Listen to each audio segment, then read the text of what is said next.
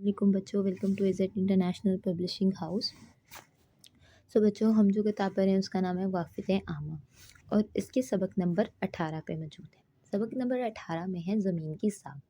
तो बच्चों, सबसे पहले हम लोग ये समझते हैं कि ज़मीन की साख से क्या मुराद। ज़मीन की साख का मतलब है हम जिस ज़मीन पे रहते हैं उसका टेक्सचर क्या है। अक्सर आपने देखा होगा कि ज़मीन कहीं बहुत ज़्यादा नरम और मुलायम है, बहुत ज़्यादा रेत वाली है, और अक्सर देखा होगा कि कहीं जगह पर ज़मीन बहुत ज़्यादा पथरीली है, पत्थरों वाली। इसको कहते हैं ज़मीन की मुख्तलिफ साख्त। आइए हम चलते पढ़ते हैं कि ज़मीन की साख्तें कैसी हैं।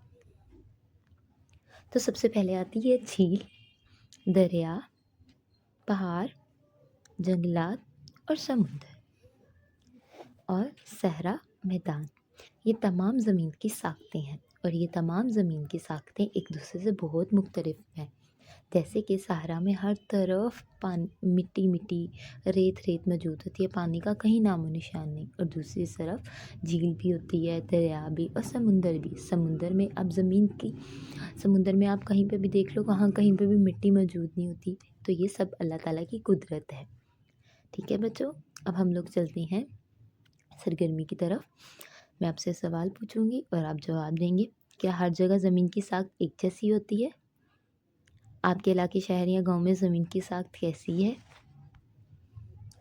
तो बच्चों, नीचे दर्ज खानों में ज़मीन की मुख्तलिफ जगह बनाई गई हैं और आपने बताना है कि जंगलात कहाँ हैं, समुंदर, दरिया और झील कहाँ पर, और उसका पहला पहला हरूफ आपने लिखना है।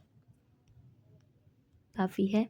उम्मीद करती हूँ कि आपको ज़मीन की साख के बारे में पता लग गया होगा। तो क्यों ना एक दफ़ा रिपीट कर लें। तो बच्चों, ज़मीन की साख का मतलब है ज़मीन का टेक्सचर, जो हर जगह सेम नहीं होता। कहीं मिट्टी है, कहीं चट्टान है, कहीं पानी है, कहीं सहारा है।